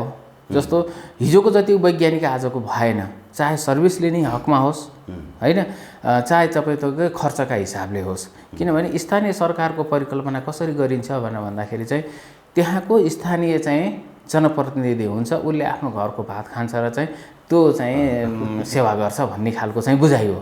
आम बुझाइ त्यही नै हो र हुनुपर्ने पनि त्यही नै हो। र त्यतातिर गएन। यो सबै के भयो त भन्दाखेरि चाहिँ माथिल्लो शीर्ष स्थानमा बस्ने शीर्ष नेताहरूले चाहिँ माथिल्लो सरकारमा चाहिँ हालिमुहाली गर्ने, अनि हामी तल बसेर चाहिँ सधैँभरि तिमीहरूलाई त्यो हालिमुहालीको वातावरणतिर बनाइदिने, त्यसलाई हामीलाई पनि हालिमुहालीको चाहिँ स्थिति चाहिन्छ भन्ने खालको तलबाट चाहिँ जब आवाज उठ्यो, यो विशेष गरेर 62-63 पछि चाहिँ जब चाहिँ त्यो दलीय संयन्त्र बनाएर चाहिँ स्थानीय निकायलाई सञ्चालन गरे नि, त्यो करप्सनको चाहिँ र त्यसपछि गएर यो जागिर खानुपर्छ, पैसा खानुपर्छ भन्ने मान्यताको स्थापना त्यति बेलादेखि गरियो कि, जसले गर्दाखेरि यो संरचना गरेर चाहिँ यस्तो भाडी भड्कम चाहिँ स्थानीय सरकार चाहिँ निर्माण गर्नुपर्ने स्थितिमा चाहिँ यो माथिल्लो नै हाम्रो चाहिँ जुन एउटा चाहिँ भनौँ न अपोलिटिकल कल्चर होइन, यो चाहिँ राम्रो कल्चरको चाहिँ स्थापना माथि नै नभएकोले चाहिँ त्यसको परिणाम स्वरूप चाहिँ त्यहाँसम्म पुगेको हो। तर त्यति भन्दै गर्दाखेरिमा पनि तपाईँको डेलिभरीको हिसाबले चाहिँ तपाईँले सङ्घीय सरकार भन्दा तपाईँको प्रादेशिक सरकारको त कुरै नगरौँ, स्थानीय सरकारले डेलिभरी चाहिँ मोडरेटली अरूले भन्दा धेरै गरेको छ। त्यसले गर्दाखेरि कमाइ पनि स्थानीय सरकारले धेरै गरेको छ, कमाइ पनि गरेको छ, डेलिभरी पनि गरेको छ। र आज तपाईँले जानुभयो भने गाउँ गाउँमा चाहिँ तपाईँको चाहिँ बाटोघाटो पुलेसादेखि लिएर चाहिँ यो इन्फ्रास्ट्रक्चरको जुन डेभलपमेन्ट छ त्यो डेभलपमेन्ट चाहिँ एउटा लेभलमा आएको छ। त्यो स्थानीय सरकारकै भूमिका हो। त्यो छ नि 74को चुनावमा स्थानीय निकायहरूमा त्यो चुनाव लड्न त्यति धेरै मान्छेहरू उत्साहित थिएनन्। सङ्घीय चुनाव अथवा प्रदेश चुनावमा पनि त्यति ठुलो उत्साह थिएन कि, कति मान्छेलाई त अब सेटिङै गरेर मुख्यमन्त्री बनाउँछु भनेर आश्वासन दिएको भएर चाहिँ कतिजना प्रदेशमा जानको लागि राजी भए। तर यसो हेर्दाखेरि चाहिँ सबैको चाहिँ ताक्ने केन्द्र भनेको चाहिँ केन्द्र नै थियो होइन। अहिले हिजो एकजना व्यक्तिले सरकारी जागिर जो चाहिँ 22 पल्ट फेल भए पश्चात चाहिँ लोकसेवामा नाम निकालेका रहेछन्, उनले त्यो सरकारी जागिर छोडेर मेयरमा उठ्दै रहेछन् होइन। त्यो चाख बढ्नु होइन, त्यो अहिले यो हिसाबको त्यो होइन लोकप्रियता हुनुमा पनि त्यहाँ हुने भ्रष्टाचार, त्यहाँबाट हुने फाइदा होइन, त्यही पो होला नि सर। त्यो मात्रै नभएर त तपाईँको पावर के होइन, पावर सबभन्दा खान पाउने एकदम पावर एउटा त्यहाँनिर। त्यसपछि गएर एउटा सरकारको आकार स्वरूपै भयो के, अधिकार सम्पन्न भयो कि। अनि त्यो मान्छेले चाहिँ के हो भने त्यतातिर चाहिँ बेसी आकर्षण भएको देखियो। तपाईँले चाहिँ त्यो कर्मचारीको कुरा हेर्नु, हामी कहाँ चाहिँ विश्वविद्यालयमा 20,000 प्राध्यापक छन् यो पब्लिक क्याम्पस सहितको के, 20,000 प्राध्यापक। मेयर उपमेयरको कुनै टिकट पाएँ भने म चाहिँ जान्छु, यता जागिर छोडेर म जान्छु। त्यो के हो भन्दाखेरि पावर भयो कि, पोजिसन भयो, पावर भयो, पोलिटिक्स भयो, इकोनोमी भयो, एभ्रिथिङ तपाईँ त्यहाँनिर चाहिँ प्राप्त गर्छ। अनि मान्छेको आकर्षण चाहिँ व्यापक रूपमा चाहिँ त्यहाँनिर बढेर गएको चाहिँ पक्कै पनि हो। र यो पोलिटिक्स गर्नेहरू पनि बिचको सरकारको चाहिँ सांसद, इभन चाहिँ तपाईँको सङ्घीय सांसद चाहिँ हुनुभन्दा पनि एउटा चाहिँ मेयर हुन पायो भने चाहिँ त सारा चाहिँ रिसोर्सेसलाई मोबिलाइजेसन गर्न पाउने, पावरलाई टोटल्ली चाहिँ ह्यान्डल गर्न पाउने, त्यसपछि गएर चाहिँ सोसाइटीमा चाहिँ जुन उसको इमेज हो त्यो इमेज चाहिँ एउटा चाहिँ बढेर जाने, त्यो जुन खालको चाहिँ स्थितिको निर्माण गरायो यो चाहिँ स्थानीय सरकारले। वास्तवमा चाहिँ आज आकर्षण भनेको त्यहाँनिर चाहिँ पक्कै पनि देखिन्छ। सङ्घीय सांसद चाहिँ होइन टुकुर टुकुर टुकुर हिँड्दै गएको पनि देख्छु म, यही बाटो, यही थापा गाउँको बाटो, कतिजना टेम्पो चढेर पनि त्यहाँ संसद गएको देखिन्छ। कोठामा बसेको छु भन्नुहुन्छ होइन, हुन त कोठा भाडा दिन्छ होला थोरै बहुत, तर पनि उहाँहरूलाई लाइफ चलाउन गाह्रो छ। तर मेयरहरूलाई त प्लटिङमा 3 आना मिलान गर्ने बित्तिकै करोड आइहाल्दो रहेछ कि। प्लटिङमा 3 आनादेखि लिएर त्यहाँ धेरै छन्। खानीमा प्लटिङमा खानीमा गिटी बालुवामै भन्नुहोस् न, एकजना मेयरलाई त घर गिफ्टै आएछ भने हो, त्यो हामीले धेरै सुन्यौँ, गिफ्टै घर उपमेयरहरू आउनु भएको रहेछ होइन तराईबाट, अनि घर किन्नु पऱ्यो अरे, तर आफ्नो नाममा होइन अरूको नाममा किनभने थाहा हुन्छ बाहिर एक्सपोज हुन्छ भन्ने समेत डर रहेछ होइन।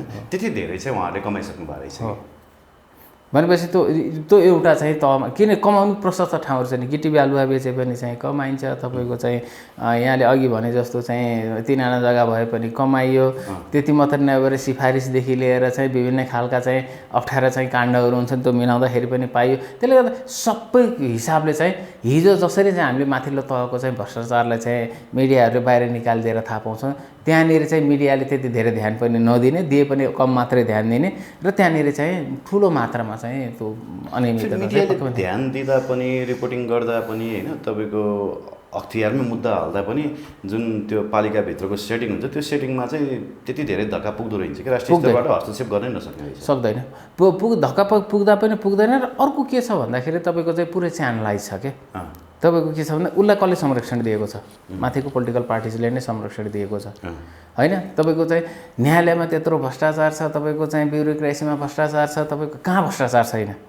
तर पोलिटिक्सले के गरिदिन्छ, त्यसलाई संरक्षण दिँदै जाँदाखेरिमा चाहिँ त तपाईँको कसैलाई केही मिडियाले उठाउँदै गर्दाखेरिमा पनि कारवाही गर्ने स्थितिहरू चाहिँ छैन। र त्यो तल्लो तहसम्म त्यति नै रूपमा पुगिरहेको। जस्तो जनकपुरमा चाहिँ अख्तियार जाने बित्तिकै अख्तियार किन आयो भनेर एक खालको मुभमेन्ट नै त्यहाँनिर सुरु भयो नि त होइन। त्योभन्दा विडम्बना अरू केही हुनुपर्छ, भ्रष्टाचार हामीले गर्न पाउनुपर्छ भनेर चाहिँ प्रादेशिक सरकारले भन्दै गर्दाखेरिमा चाहिँ हामी कहाँ पुजिट गरिरहेका छौँ, हामी यसैबाट अनुमान गर्न सकिन्छ नि त। ओके सर, हामी देशको होइन आर्थिक सङ्कटको बारेमा कुरा गर्दै थियौँ। श्रीलङ्काको इस्युलाई हामी यहाँ रिलेट गर्न खोजिरहेका थियौँ होइन। श्रीलङ्कामा जसरी एमसिसी फेल भयो अथवा भनौँ फिर्ता गयो नि, तर नेपालमा चाहिँ पास भयो होइन। अब नेपालका केही व्यक्तिहरूले के भन्छ भने इनकेस नेपालमा पनि एमसिसी फेल भएको भए हामी श्रीलङ्काको डिरेक्सनमै जान्थ्यौँ, हामीलाई पनि विदेशहरूले चाहिँ ऋण दिँदैनथे होइन, विदेशीहरूले ऋण दिँदैनथे, वैदेशिक सहायताहरू रोकिन्थ्यो, त्यो डिरेक्सनमा जान्थ्यौँ भन्छन् होइन। श्रीलङ्कामा यो कन्डिसन आउनुमा चाहिँ एमसिसी नै मेजर फ्याक्टर हो? एमसिसी मात्रै होइन, त्योभन्दा अगाडिदेखिको चाहिँ हामीले त्यसको इतिहासलाई हेर्नुपर्ने हुन्छ। एमसिसी त एउटा कारण हो नै पक्कै पनि, त्यसमा त कुनै दुई मात्रै भएन। तर त्योभन्दा पनि अगाडि चाहिँ हामीले कहाँदेखि यसलाई हेर्नु पऱ्यो भनेर भन्दाखेरि चाहिँ जसै चाहिँ एलटिटीलाई दबाइयो नि, त्यो एलटिटीलाई दबाउँदै गर्दाखेरिमा चाहिँ वेस्टर्नहरू चाहिँ श्रीलङ्कासँग खुसी थिएनन्। त्यति बेला नै खुसी थिएन एलटिटीलाई दबाउँदै गर्दाखेरिमा पनि। र विशेष गरेर चाहिँ युएनएचसिआरले त प्रश्न पनि उठायो मानवाधिकारको ठुलो हनन भयो भने। त्यो एलटिटी दबाउँदै गर्दाखेरि त्यति बेला चाहिँ चिनियाहरूको साथ लिएर एलटिटीलाई दबाइएको हो र एलटिटी दब्यो। झन्डै 20-22 वर्षको चाहिँ तपाईँको चाहिँ कन्फ्लिक्ट चाहिँ त्यहाँनिर चाहिँ एक हिसाबले बलपूर्वक चाहिँ त्यसलाई अन्त्य गरियो। गरिसकेपछि त्यो दिनदेखि नै श्रीलङ्का पश्चिमी किताभन्दा चाइनिज कितातिर चाहिँ आफूलाई जोडिरहेको। त्यो जोडेको कारणले गर्दाखेरि चाहिँ पश्चिमाहरू खुसी थिएनन् र कुनै न कुनै रूपमा चाहिँ त्यो पोइन्टलाई होइन, यो हमनटोटा चाहिँ बन्दरगाहको चाहिँ जुन पोइन्ट हो, त्यो पोइन्टलाई चाहिँ पश्चिमा किताहरूको चाहिँ धेरै पहिलादेखि नै चाहिँ नजर थियो र उनीहरू कुनै न कुनै रूपमा चाहिँ त्यहाँ छिर्न खोजिरहेका थिए। त्यो छिर्ने क्रममा चाहिँ एमसिसीलाई एउटा उनीहरूले चाहिँ माध्यमको रूपमा लिएर आए र त्यो एमसिसी एक हिसाबले श्रीलङ्कामा छिरिसकेको पनि थियो। तर त्यही हो, अहिले अन्तर्राष्ट्रिय चाहिँ राजनीति, अन्तर्राष्ट्रिय चाहिँ सम्बन्धमा आएको चाहिँ जुन एउटा शक्ति सन्तुलनमा आएको जुन फेरबदल हो, त्यो फेरबदलले गर्दाखेरि चाहिँ त्यहाँनिर चाहिँ एमसिसी अनुमोदन हुन सकेन। नसकेको कारणले गर्दाखेरि चाहिँ अमेरिकनहरू पुरै त्यहाँ चाहिँ विशेष गरेर पश्चिमाहरू चाहिँ श्रीलङ्काको विषयलाई लिएर चाहिँ निकै नकारात्मक भए। नकारात्मक भइसकेपछि अहिले मानौँ नमानौँ युवराजी, एउटा यथार्थ के हो भने विश्वका हामी जस्ता साना मुलुकहरू, चाहे श्रीलङ्का भनौँ, हाम्रो चाहिँ नेपाल भनौँ, लगायतका चाहिँ अधिकांश साना मुलुकहरू चाहिँ अहिलेको चाहिँ जुन अन्तर्राष्ट्रिय चाहिँ जुन विश्व आर्थिक व्यवस्था छ नि, त्योसँग हामी जोडिएका छौँ। त्यो जोडिने भनेको अर्थ के हो त भन्दाखेरि नियो लिबरलिजम होइन, लिबरल इकोनोमी, त्यसपछि गएर चाहिँ डलरमा चाहिँ हामीले चाहिँ बाहिरबाट चाहिँ चिजबिज किन्यो भने पेमेन्ट गर्नुपर्ने होइन। यी सबै कुराहरूले गर्दाखेरि हामी चाहिँ पश्चिमी अर्थव्यवस्थासँग जोडिएको कारणले गर्दाखेरि पश्चिमी अर्थव्यवस्थाबाट चाहिँ हामी अलिकति मात्रै च्युत भयौँ भने अनि त्यसपछि हामी कहाँ सङ्कट आइ नै हाल्छ होइन। र श्रीलङ्काको एउटा सङ्कट आउनुको पछाडिको कारण के हो त भन्दाखेरि चाहिँ उनीहरूलाई जुन नियमित रूपमा आइएमएफ, वर्ल्ड ब्याङ्कले चाहिँ जुन लोन पनि र त्यसपछि गएर ऋण दिने गर्थ्यो, त्यो ऋण जब कटौती भयो, कटौती भइसकेपछि चाहिँ त्यो एउटा सतहमा आएको मात्रै हो। जस्तो नेपालमा पनि एमसिसी पास नभइदिएको भए नेपाललाई पनि ऋण पत्याउँदैन थियो पश्चिमा राष्ट्रहरूले होइन, पत्याउँदैन थियो र सतहमा आउँथ्यो। यहाँ पनि एडिबीहरूले दिँदैन थियो, सतहमा आउँथ्यो। सतहमा चाहिँ नेपाल पनि चाहिँ त्यो अवस्थामा चाहिँ जान सक्ने स्थिति चाहिँ हो। तर अब त्यति भन्दै गर्दाखेरिमा पनि एउटा कुरा के बुझ्नुपर्छ भनेर भन्दाखेरि चाहिँ अहिलेको विश्व भनेको चाहिँ परनिर्भर विश्व मात्रै होइन, यो अन्तर्निर्भर विश्व हो। र यो अन्तर्निर्भर विश्वमा चाहिँ हामी अन्तर्निर्भरता चाहिँ कहाँ कसरी गर्ने भन्ने कुराहरूमा चाहिँ विचार पुर्याउनु पर्ने चाहिँ हुन्छ। जस्तो हामी पूर्ण रूपमा चाहिँ पश्चिमी अन्तर्निर्भरतामा गयौँ अन्त र पश्चिमले हात झिक्दिने बित्तिकै हुन्छ हामी एकैचोटि चाहिँ अप्ठ्यारो स्थितिमा चाहिँ पुग्छौँ। त्यसले गर्दाखेरि यो अन्तर्निर्भरतालाई पनि हामीले कुन रूपमा चाहिँ छिमेकीहरूसँग कस्तो खालको चाहिँ अन्तर्निर्भरता, छिमेकीभन्दा चाहिँ टाढाको मित्रसँग चाहिँ मित्र राष्ट्रसँगको चाहिँ अन्तर्निर्भरतालाई हामीले आफूले चाहिँ आफ्नो चाहिँ प्रायोरिटी अनुसार चाहिँ गर्नुपर्नेमा चाहिँ त्यता गरे कि गरेन प्रश्न चाहिँ त्यो हो, त्यो महत्त्वपूर्ण प्रश्न हो। त्यसले गर्दाखेरि यो जुन अर्थतन्त्रको जुन कुरा छ त्यो अर्थतन्त्रको कुरा चाहिँ कि त शक्ति राष्ट्र जस्तो आज चाहिँ अमेरिकाले चाहिँ स्याङ्सनका माथि स्याङ्सन चाहिँ तपाईँको चाहिँ रसियालाई दिँदै गर्दाखेरि पनि केही पनि फरक परेको छैन उसलाई। किन भन्दाखेरि उसले वैकल्पिक बाटो पनि सोचिसकेको थियो कि भोलि मलाई स्याङ्सन हुँदै गर्दाखेरि मैले के गर्ने भन्ने कुरा उसले पहिले नै तय गरिसकेको थियो। त्यसले गर्दाखेरि ती शक्ति राष्ट्रहरू चीन, तपाईँको चाहिँ रसिया होइन, इभन चाहिँ तपाईँको चाहिँ इरान होइन, उनीहरूले त के गरिरहेछ भन्दाखेरि आफूलाई अल्टरनेटिभ वेबाट पनि चाहिँ लिएर आइरहेको छ। तर हामी जस्ता राष्ट्रहरू, हामी श्रीलङ्का, पाकिस्तान इभन हामी त्यो गर्न चाहिँ सक्दैनौँ। किन भन्दाखेरि हामी कुनै न कुनै रूपमा चाहिँ उनीहरूसँग अन्तर्निर्भर हुँदै गर्दाखेरिमा चाहिँ उनको अन्तर्निर्भरता चाहिँ अथवा उनीहरूप्रतिको चाहिँ जुन निर्भरता त्यो निर्भरता टुट्यो भने चाहिँ अनि हामी चाहिँ सबैले देखिने गरेर चाहिँ हाम्रो चाहिँ स्थितिहरू चाहिँ उजागर हुन्छ।